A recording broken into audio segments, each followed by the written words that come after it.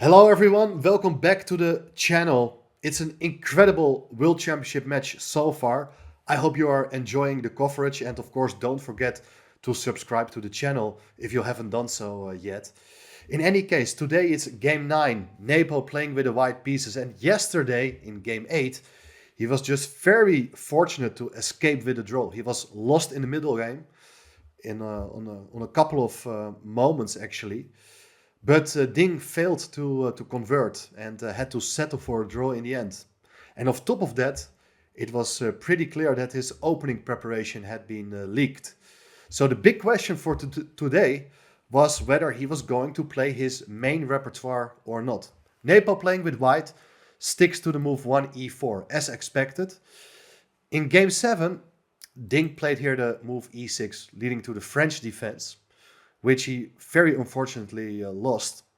But for this occasion, he comes back to his main weapon, 1e5, which he has also played in the match. Because after knight f3, knight c6, bishop b5, we have the Spanish opening. But this time, Ding deviates from the move a6, which he played in both game 1 and game 5. But in both games, he was definitely under pressure. Today he goes for the move knight f6, leading to the Berlin defense. It's the first time we see the Berlin defense. And nowadays the Berlin defense, basically since the match of Kramnik-Kasparov, has always been seen in World Championship matches. Nepo goes for d3, protecting the pawn on e4. It's considered to be the best move to keep some play into the position.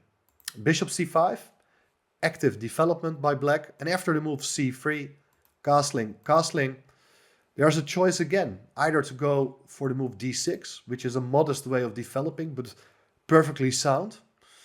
But nowadays, a lot of players prefer the more active move d5, trying to increase the pressure in the center, while black is threatening to take that pawn on e4. And e takes d5, it's actually one of the main continuations. After queen takes d5, we get a more open type of game with a pawn on e5 versus a pawn on d3. But the position is still pretty solid for both sides. Nepo goes for knight bd2. So that after d takes e4, he ends up with a pawn on e4, having a symmetrical position. And this is what Ding had been playing before. In one game against Nakamura, he played here the move queen e7 to open up the path for the rook to come over to the d file. But that gives white the possibility to play b4 and grab some space on the queen side by attacking the bishop. More common is the move he played today, the move a5, preventing white from expanding on the queen side with the move b4, covering that square. And there's quite a lot of theory here still, and it should be clear that after something like bishop takes c6, b takes c6, white temporarily is able to win a pawn, but after rook e8, it's very likely black is going to regain the pawn as you're attacking the knight. The line goes even further. You could take a second pawn, but after queen d7, the knight can only come back to d4, and after bishop takes, c takes, queen takes, black is very active and very likely is going to regain the pawn on e4 next. The position is very equal. That's why it has generally been considered that a4 is the way to keep more play into the position, getting a nice square on b5 for the bishop. Black goes queen e7 now, according to plan, and now queen c2 played. Still kind of standard way of playing. And now Ding comes up with a very interesting maneuver, very typical for these structures, as objectively speaking, that knight on c6 is not doing too well, because it cannot really come forward. It's because of the pawn on c3. And that's why black decides here to play knight b8. This has still been seen in a number of games. And black is intending to kick the bishop away with the move c6.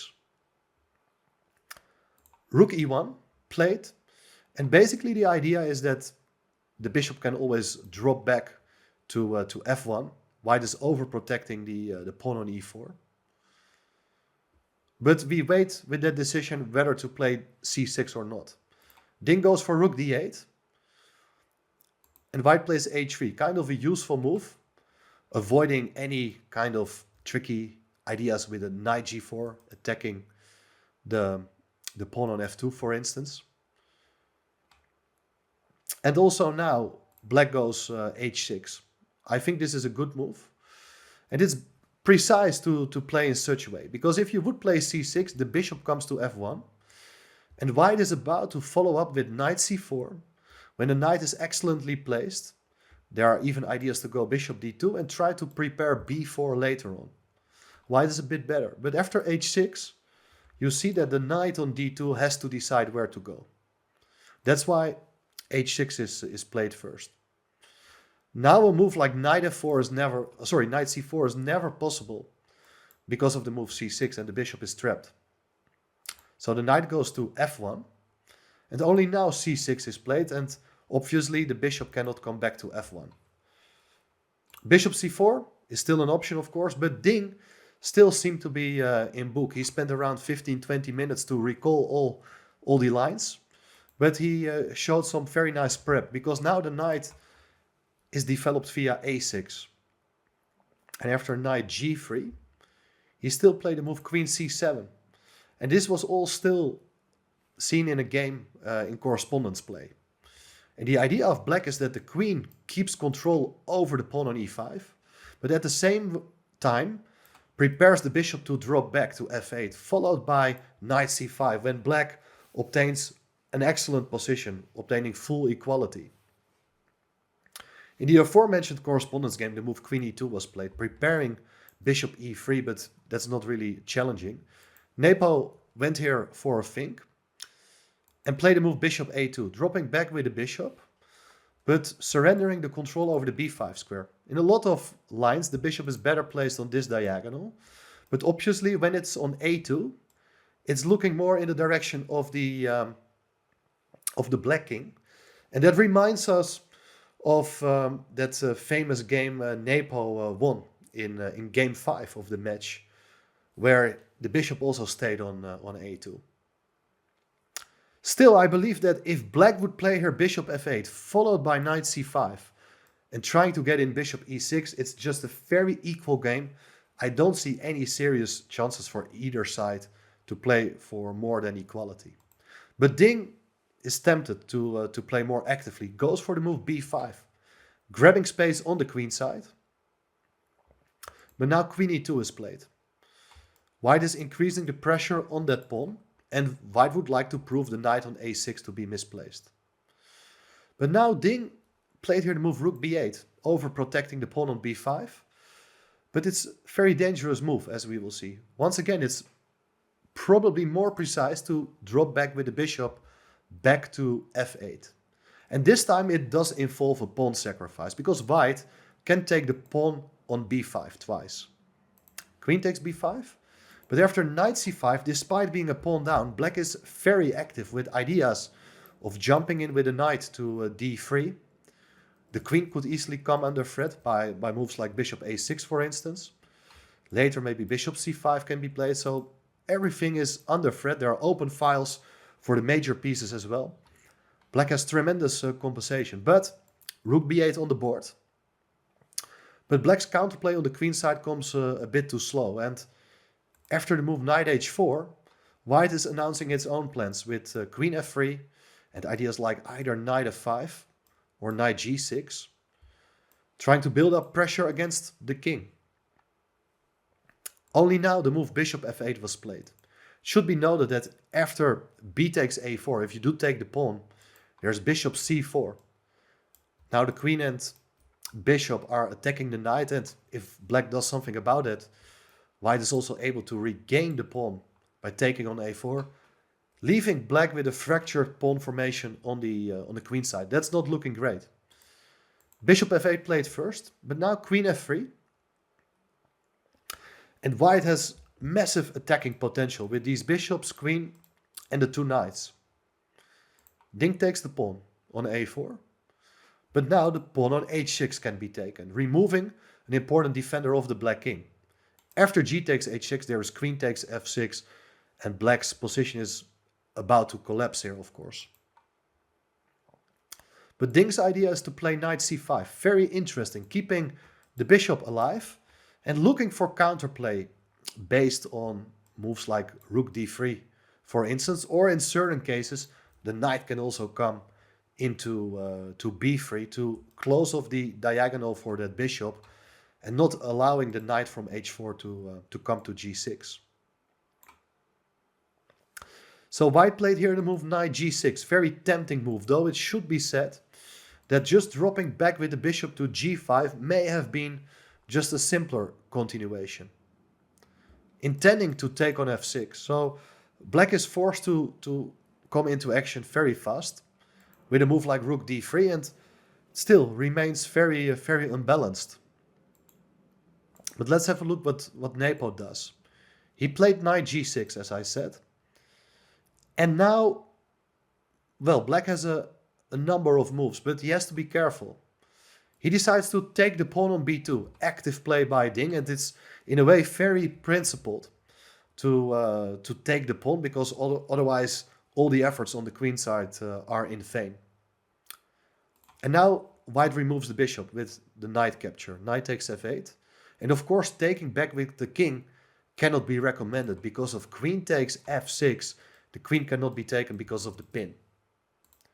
And so here instead Ding recaptured with the rook. Rook takes f8.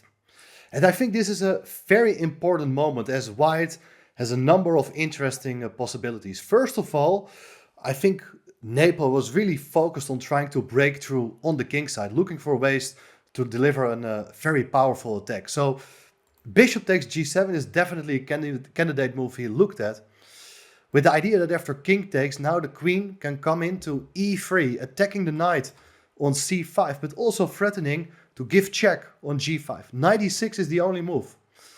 And one of the ideas is that if you would take with the bishop on e6, there's f takes e6. And now a queen check on g5 is no longer dangerous because the king can drop back and the queen will help out in defense. Knight f5 instead is a much more trickier alternative, forcing the king to go into the corner. And now after queen h6 check, double attack on the king and knight, black still has this move, knight h7. The knight on e6 prevents the queen from delivering checkmate on g7. And after bishop takes e6, once again, f takes e6 and the queen on c7 is guarding the mating threat on g7. So unfortunately for white, that doesn't work. There are other interesting continuations trying to keep the attack going, but I think the move played by Nepo is very understandable, but it's not a good one. He played here the move bishop to g5. There are other possibilities, like for instance a move like bishop e3, attacking the knight on c5, but then black is very happy to see a knight coming in on b3, threatening to take the rook on a1. If the rook moves, then the bishop will be taken by the black rook on b2. And of course white is not interested in taking on b3, because then the pawn from a4 will come to b3 and these pawns are unstoppable.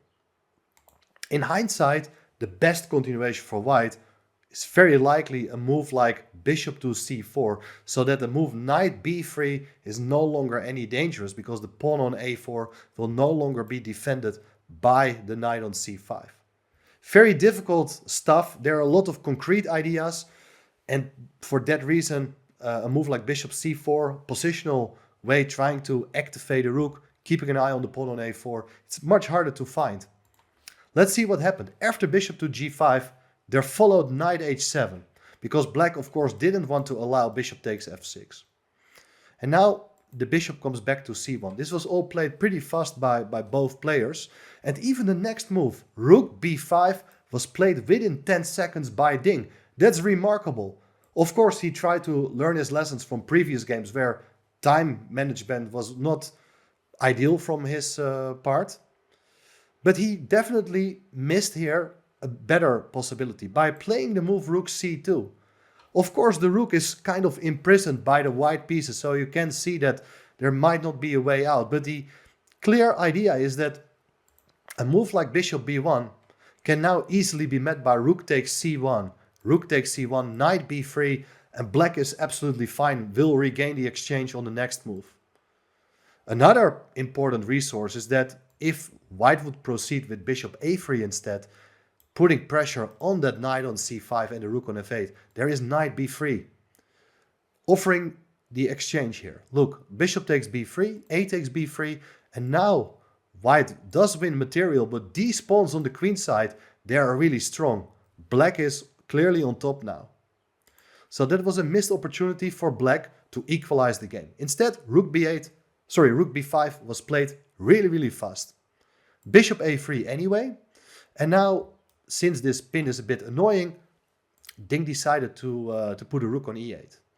And he is ready to make an exchange sacrifice again. Because if white would play c4, forcing the rook to go away, black will play rook b4. And everything is fine. Because after bishop takes b4, a takes b4, these pawns are fantastic. The bishop on a2 is out of play.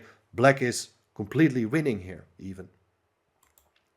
And also another funny idea could be to take with the bishop the knight on c5. After rook takes c5, you're able to play the move c4. And then the rook on c5 cannot go anywhere because of that pawn taking away these squares.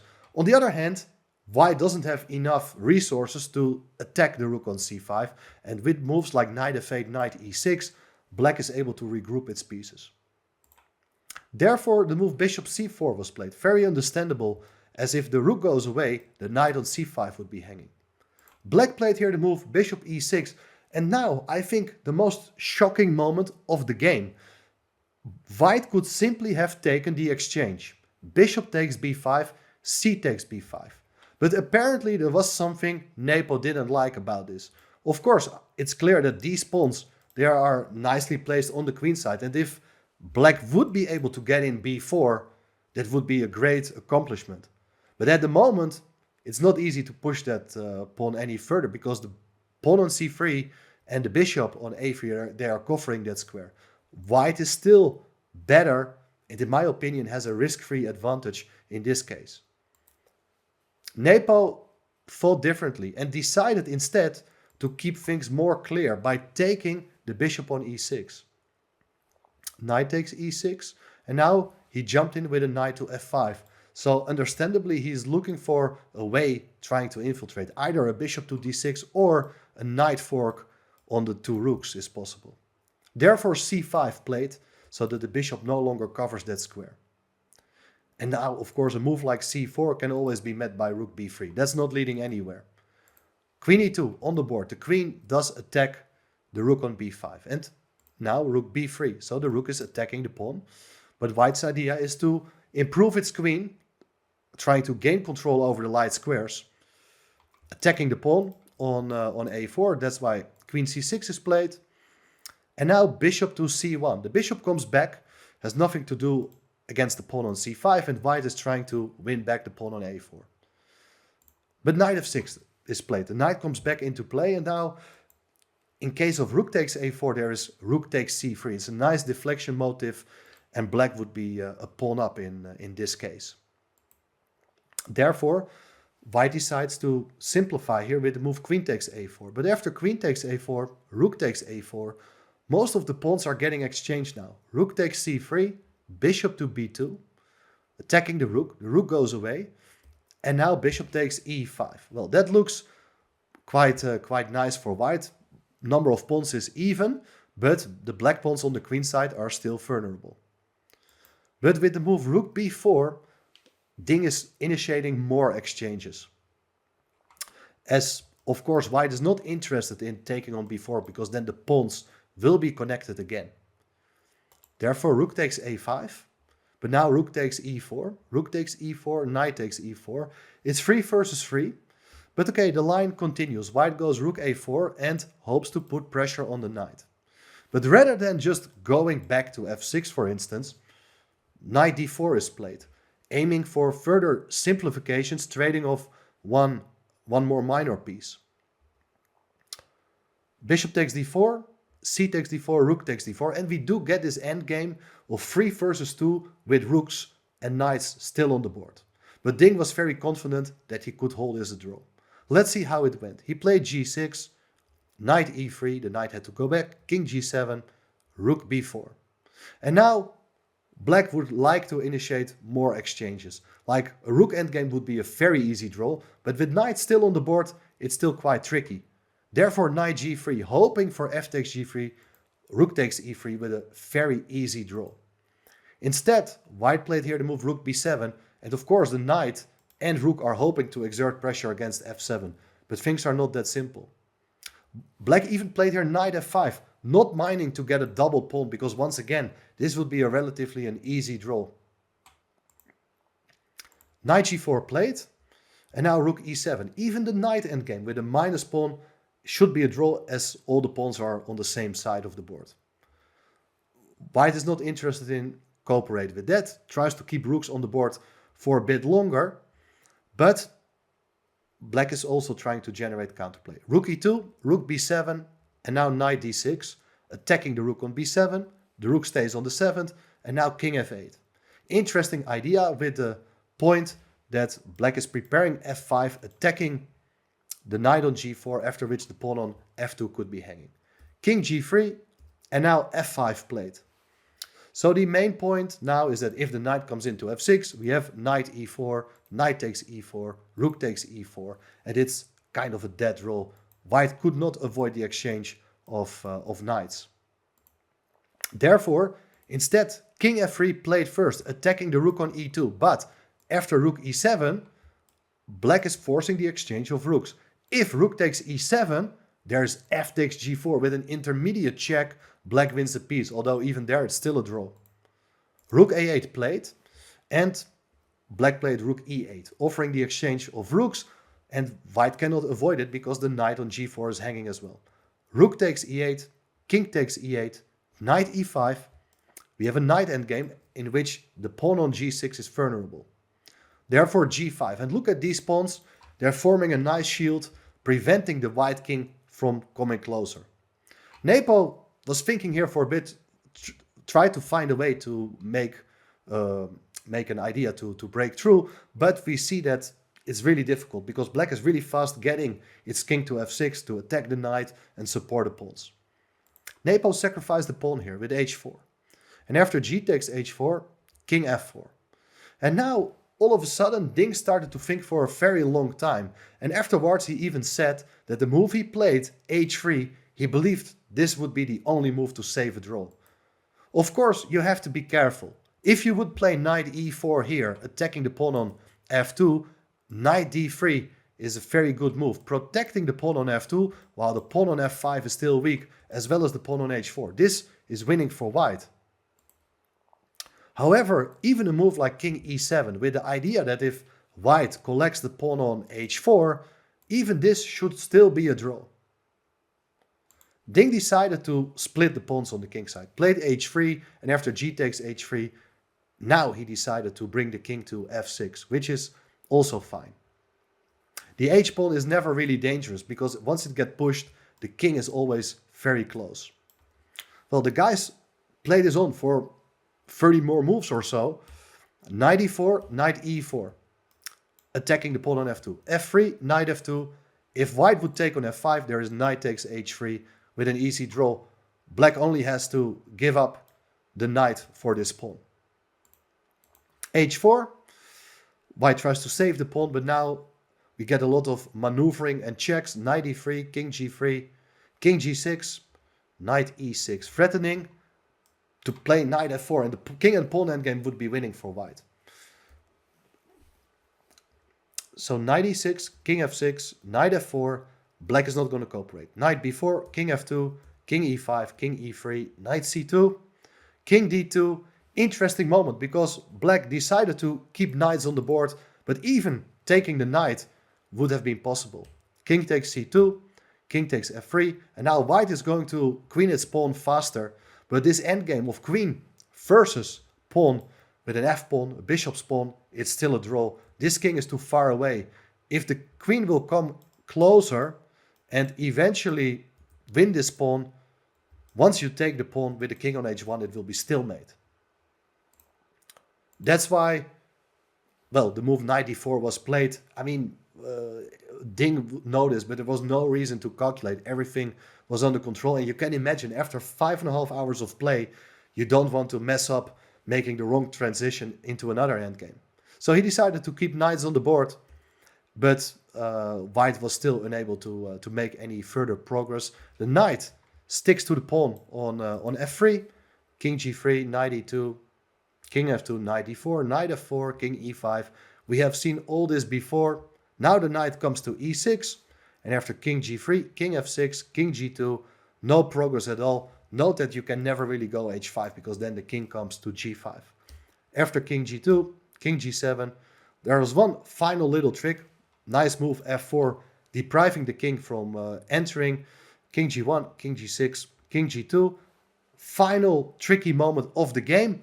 Black should not play king h5 here, attacking the pawn, because then there is king h3. The pawn is defended, and now we have zugzwang, which means that if the knight goes away, the pawn on f4 will be taken, and 2 versus 0 is a technical win.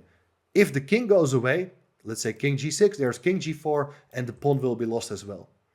Therefore, king h6 on the board, but very soon after knight c1, king h5, now it's possible because the f4 pawn is not under threat. Black goes knight e4, and after knight e3, knight takes f3, knight takes f4. The players agreed to a draw because this h-pawn will be taken next, and it's a dead draw. It was a really big fight. Maybe once we saw the Berlin, we thought, well, it could become a boring draw. But in the end, the middle game was incredibly sharp. Maybe Nepo had a better chances, but he never really missed a serious chance to play for a win. The match now, it's 5-4 in favor of the Russian player Nepo. Tomorrow we will have a rest day. I'll be back on Sunday with the coverage of the 10th game of the match. And then it's up to Ding to show that he is still in the contention for the world title. Let's see if he's capable of winning another fascinating game. I'll see you then.